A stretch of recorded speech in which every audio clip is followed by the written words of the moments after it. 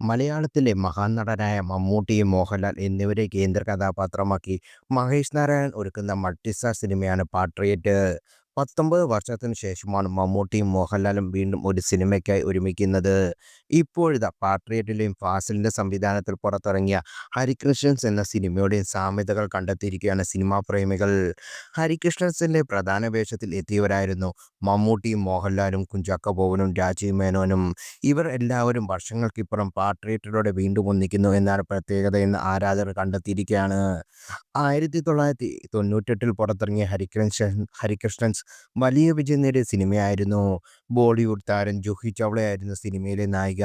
സിനിമയ്ക്ക് ഇന്നും ആരാധകർ ഏറെയുണ്ട്. ഏപ്രിൽ 23-നാണ് ആഗോളതലത്തിൽ പാട്രിയറ്റ് റിലീസ് എത്തുന്നത്. വിമത ശബ്ദങ്ങൾ ദേശസ്നേഹത്തിൻ്റെതാണ്. ദേശദ്രോഹികൾ നിറയുന്ന ഈ ലോകത്ത് ഒരു ദേശസ്നേഹിയാകൂ എന്ന കുറിപ്പോടാണ് സിനിമയുടെ അഭിനേതാക്കളുടെ ക്യാരക്ടർ പോസ്റ്ററുകൾ പുറത്തുവിട്ടിരിക്കുന്നത്.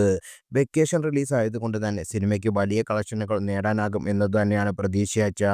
ചിത്രം നിർമ്മിച്ചിരിക്കുന്നത് ആൻഡ്രൂ ജോസഫ് ഫിലിം കമ്പനിയും കീച്ചപ്പൂ ഫിലിംസിന്റെ ബാനറിൽ ആൻഡ്രൂ ജോസഫും കെ ജി അനിൽകുമാർ എന്നിവർ ചേർന്നാണ്.